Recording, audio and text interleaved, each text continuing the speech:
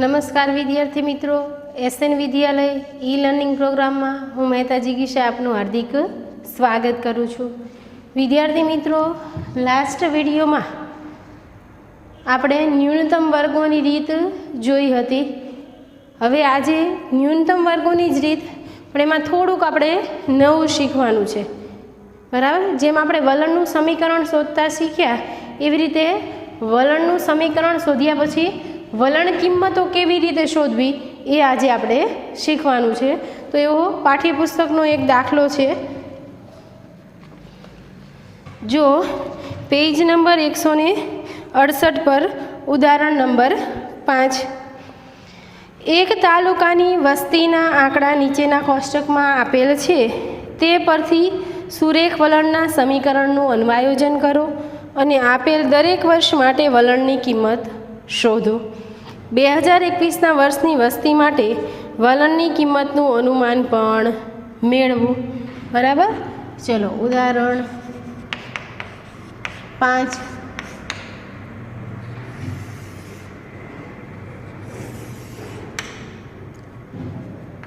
હવે જો એમાં આપેલું છે આપણને વર્ષ 1951, 1961 એવી રીતે 10 વર્ષના ગાળામાં 2011 સુધીના ક્રમિક વર્ષ છે, 10 વર્ષના ગાળાવાળા, અને વસ્તી આપેલી છે લાખમાં, બરાબર। તો પહેલાં આપણે વર્ષ લખી લઈએ। વર્ષ આપેલા છે 1951થી 10 વર્ષના ગાળામાં 1951, 1961, 1971, 1981, 1991, 2001 અને 2011, આટલા આપણને વર્ષ આપેલા છે।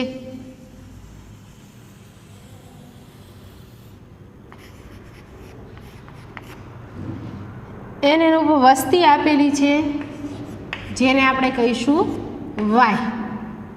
શું કહીશું? એને વાય કહીશું। વસ્તી 15.1, 16.9, 18.7, 20.1, 21.6, 25.7 અને 27.1, આ આપણને આપેલી માહિતી વસ્તીની છે, બરાબર। ચલો હવે સૌ પ્રથમ આપણે શું કરીશું તો કે વાય બાર શોધી લઈશું। વાય બાર બરાબર સિગ્મા વાય છેદમાં એન, બરાબર। ચલો તો પહેલાં વાયનો સરવાળો કરી લઈએ। 15.1 પ્લસ 16.9 પ્લસ 18.7, 20.1, 21.6, 25.7 અને 27.1, એટલે 145.2 ટોટલ આવશે। એને ભાગ્યા એન, એન બરાબર કેટલા છે? 7 છે। કેટલા છે? 7, એટલે ભાગ્યા 7, એટલે 20.74, 28 એટલે 20.74, આ આપણું વાય બાર, બરાબર। ચલો હવે શું કરીશું? હવે આપણે આને ટી લખી નાખીશું આપેલ વર્ષ માટે। આપેલ વર્ષ માટે ટી એટલે 1 થી ક્રમિક સંખ્યા 1, 2, 3, 4, 5, 6 અને 7, 1 થી 7 ક્રમિક સંખ્યાનો સરવાળો એ કેટલો થઈ જશે? 28। કેટલો થશે? 28। એના ઉપરથી ટી બાર શોધી લઈએ। ટી બાર બરાબર સિગ્મા ટી છેદમાં એન। સિગ્મા ટી કેટલું છે? 28 ભાગ્યા 7, એટલે ટી બાર કેટલું મળશે આપણને? 4। કેટલું મળશે? 4। ચલો હવે આપણે શું શોધવાનું છે તો કે ટી બાર શોધી લીધું. હવે આવશે ટી વર્ગ કોલમ. કયું કોલમ આવશે? ટી વર્ગ. એટલે આ કોલમનો વર્ગ થઈ જશે. ચલો 1 4 9 16 25 36 અને 49. હવે આપણે કરી નાખશું એનો સરવાળો. શું કરશું? એનો સરવાળો કરી લઈએ.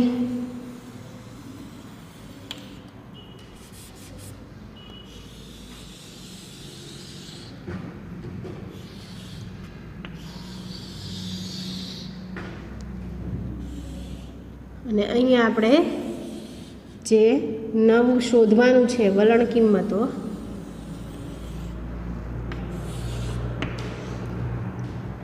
ચલો હવે અહીંયા કોલમ ટી વાય એટલે ટી અને વાય બંનેનો ગુણાકાર કરવાનો છે. ચલો તો કરીશું આપણે. કેલ્ક્યુલેટર લઈ લેજો હાથમાં. જો 15.1 ગુણ્યા 1 એટલે 15.1, એના પછી 16.9 ગુણ્યા 2 એટલે 33.8, એના પછી 18.7 ગુણ્યા 3 એટલે 56.1, એના પછી 20.1 ગુણ્યા 4 એટલે 80.4, એના પછી 21.6 ગુણ્યા 5 એટલે 108, એના પછી 25.7 ગુણ્યા 6 એટલે 154.2 અને 27.1 ગુણ્યા 7 એટલે 189.7. બરાબર. ચલો હવે એનો આપણે સરવાળો કરીએ. તો એ સરવાળો આપણને મળ્યો 637.3. 637.3. એક આ ટી સ્ક્વેરનો સરવાળો આપણે કરી લઈએ. 9 ને 5 14 વત્તા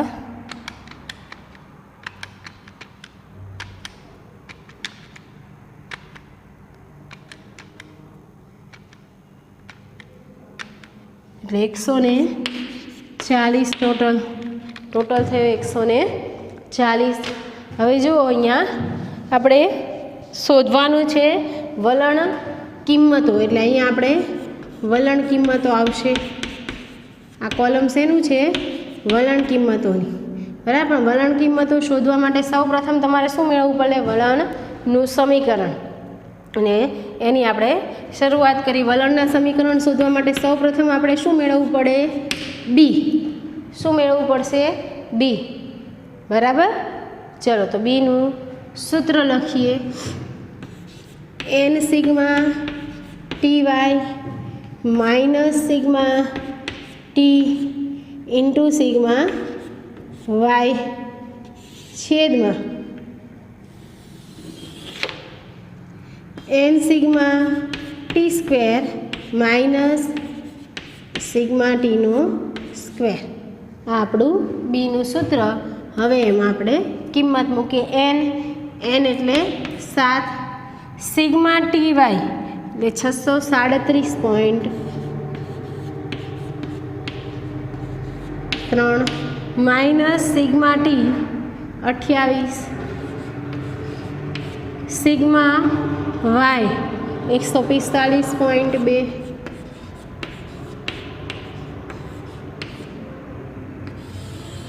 છેદમાં n એટલે 7, sigma T square 140 minus sigma T એટલે 28 એનો સ્ક્વેર. ચલો હવે કરીએ ગુણાકાર. અને જ્યાં વર્ગ છે ત્યાં વર્ગ કરીએ. ચલો n સિગ્મા ટી વાય એટલે 7 ગુણ્યા 637.3 એટલે 4461.1 માઇનસ 28 ગુણ્યા 145.2 એટલે 4065.6 છેદમાં 140 ગુણ્યા 7 14 7 98 એટલે 980 માઇનસ 28નો સ્ક્વેર એટલે 784. હવે કરીએ અંશ અને છેદ બંનેની બાદબાકી. 4461.1 માઇનસ 4065.6 એટલે 395.5 છેદમાં 980 માઇનસ 784 એટલે 196 માટે બી બરાબર ભાગાકાર કરી નાખીએ 395.5 ભાગ્યા 196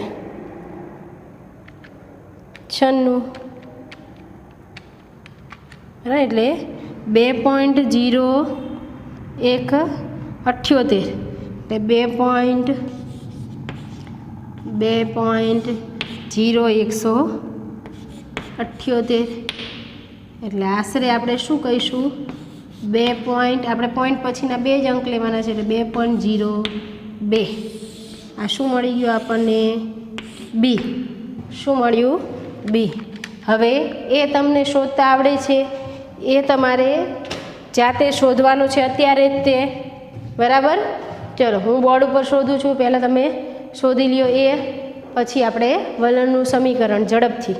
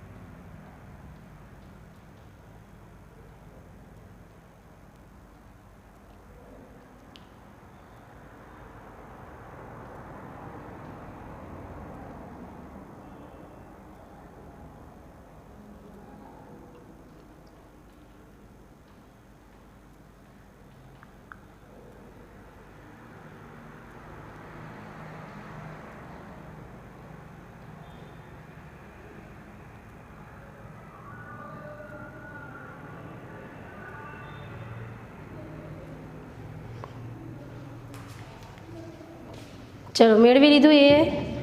ચલો હવે હું મેળવું છું, તમે ટેલી કરજો હંગાથે. ચલો સૌ પ્રથમ હવે બી પછી આવશે એ. એનું સૂત્ર શું થાય? વાય બાર માઇનસ બી ટી બાર બરાબર. તો વાય બાર આપણને કેટલું મળ્યું હતું? જો અહીંયા વાય બાર શોધ્યું છે 20.74 માઇનસ બી. બી આપણને મળ્યું અહીંયા 2.02. એને ગુણ્યા ટી બાર. જો ટી બાર હતું 4. હા હવે 20.74 એમને ઉતારીએ, અહીંયા કરી લઈએ ગુણાકાર બરાબર. એટલે ગુણાકાર શું થશે? 4 2 8 8.08. હવે આપણે બાદબાકી કરી લઈએ. ચલો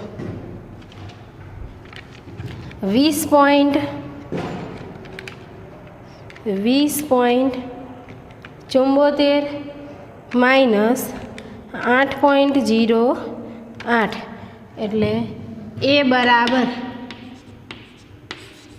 12.66. એ બરાબર કેટલા આવશે? 12.66. હવે શું આવશે? વલણનું સમીકરણ. શું આવશે? વલણનું સમીકરણ. વલણનું સમીકરણ શું છે? તો કે વાય કેપ બરાબર એ પ્લસ બીટી. બરાબર. ચલો તો એ બરાબર કેટલા આવશે? તો કે વાય કેપ બરાબર 12.66 પ્લસ બી 2.02 અને એને ગુણ્યા ટી. આ વલણનું સમીકરણ મેળવો એ પ્રશ્નનો જવાબ પૂરો. બરાબર. ચલો જો હજુ આપણને એમાં બીજો પ્રશ્ન કીધો છે, અનુમાન કીધું હોય એ આપણે લઈ લઈએ. વલણ કિંમત શોધો એ પહેલો પ્રશ્ન છે ને, આપણે અહીં લેવાનો છે, પછી લઈએ. બરાબર. 2021ના વર્ષની વસ્તી માટે વલણ કિંમત. 2021 માટે વર્ષ 2021 માટે ટી બરાબર કેટલા લઈશું? તો તમે અહીંયા જુઓ 10 વર્ષનો ગાળો છે એટલે 2011 પછી 10 વર્ષનો ગાળો એટલે 2021 એટલે આપણું વર્ષ થયું. બરાબર. તો 11માં ટી બરાબર 7 છે, તો 21માં ટી બરાબર કેટલા આવશે? 8. કેટલા આવશે? 8. ટી બરાબર 8 મૂકતા. હવે આમાં શું કરવાનું છે? આ વલણ રેખામાં ટીની જગ્યાએ આપણે કેટલા લખવાના છે? 8. વાય કેપ બરાબર 12.66 પ્લસ 2.02 ગુણ્યા 8 એટલે 12.66 એમને ઉતારો પ્લસ 2.02 ગુણ્યા 8 કરો એટલે 8 2 16, 8 2 16, 16.16 આવશે. કેટલા આવશે? 16.16. એ પ્લસ કરી દઈએ. 16.16 વત્તા 12.66 એટલે 28.82 માટે વાય કેપ બરાબર 28.82.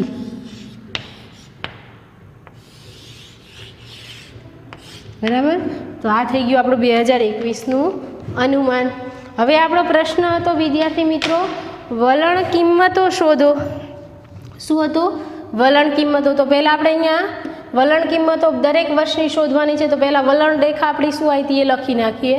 તો વલણ રેખા હતી વાય કેપ બરાબર 12.66 પ્લસ 2.02 ટી.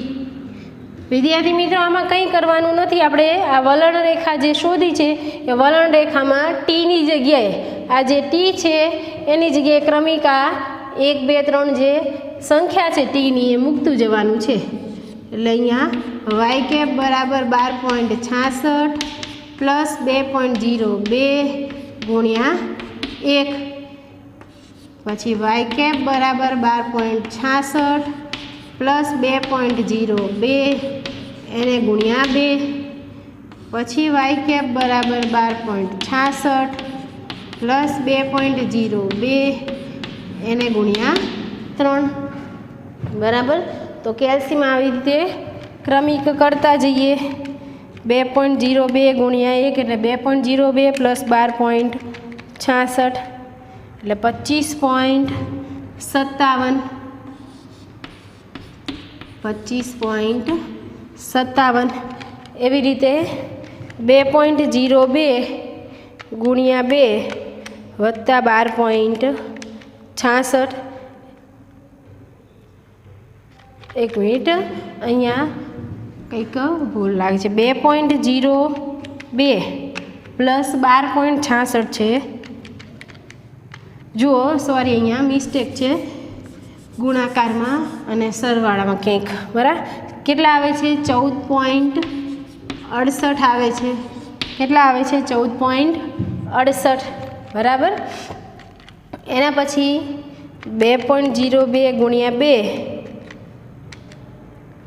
વત્તા 12.66 એટલે 16.7. એના પછી 2.02 ગુણ્યા 3 અને વત્તા 12.66 એટલે 18.72 બરાબર। તો આવી રીતે ક્રમિક દરેક વર્ષનું શોધવાનું છે બરાબર। તો એ આપણે ગોતતા જઈએ। વાય કેપ બરાબર પહેલાં બધું આપણે લખી નાખીએ 12.66 વત્તા 2.02 ગુણ્યા 4 પછી ટી બરાબર કેટલા આવશે 5। વાય કેપ બરાબર 12.66 વત્તા 2.02 ગુણ્યા 5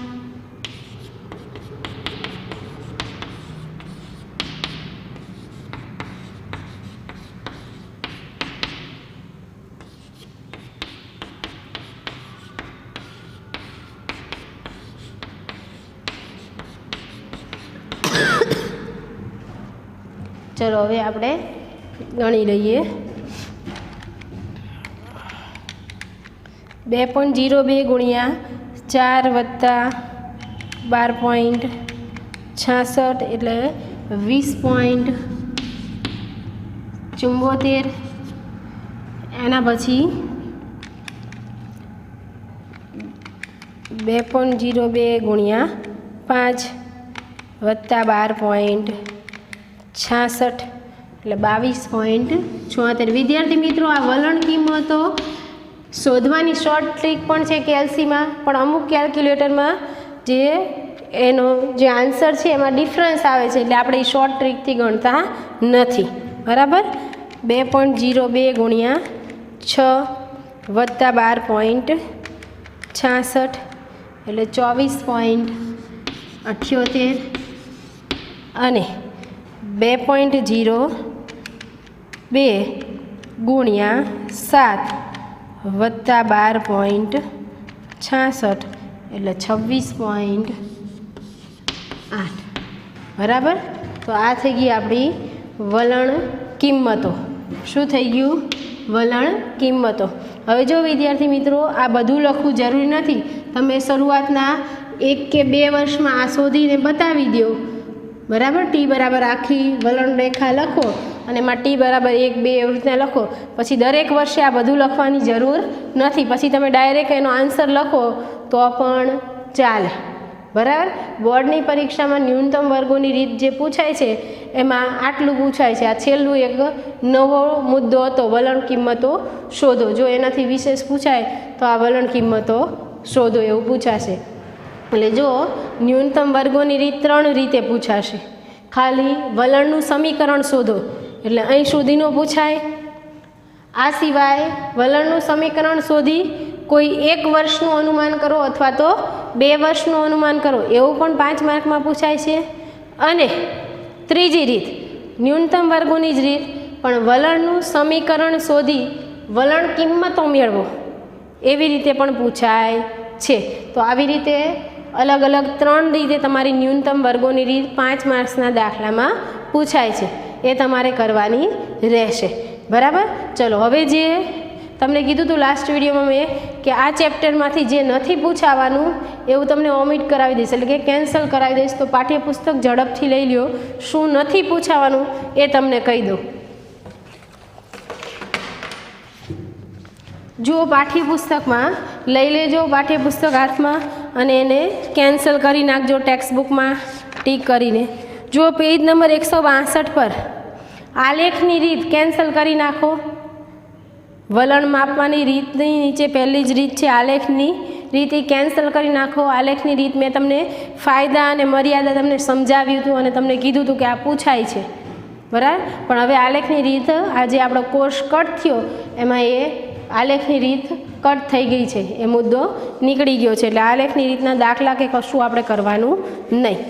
એના પછી હવે આપણે નેક્સ્ટ જે આ ન્યૂનતમ વર્ગોની રીત એ બીજી રીત હતી, પહેલી રીત આલેખની રીત એ નીકળી ગઈ કેન્સલ થઈ ગઈ એટલે હવે તમારે કરવાની નથી। એના પછી બીજી રીત આ ન્યૂનતમ વર્ગોની રીત, એમાં કશું જ કટ નથી થયું એટલે એમાં જે ગણાવ્યું તમને શીખવ્યું એ બધું જ તમારે કરવાનું છે। હવે નેક્સ્ટ લેક્ચરમાં આપણે ત્રીજી રીત શીખવાના છીએ, ચલિત સરેરાશની રીત।